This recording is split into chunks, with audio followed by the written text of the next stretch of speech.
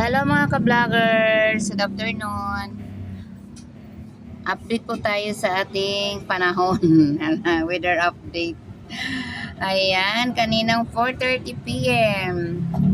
Akala namin uulan, biglang dumilim ang paligid. Ayan, nabalot ng ulap ang langit, dumilim. Ang buong akala namin ay malakas na ulan ang babagsak.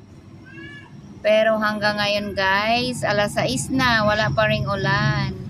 Hindi naman pala talaga uulan. Maulap lang, bigla lang dumilim ang langit.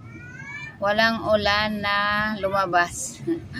Walang ulan na bumagsak guys. Mainit pa rin ang paligid. Ayan, nung oras na ngayon, 6:01, 4:30 yan kanina guys. Madilim, biglang dumilim ang langit. Pero walang ulan talaga hanggang ngayon.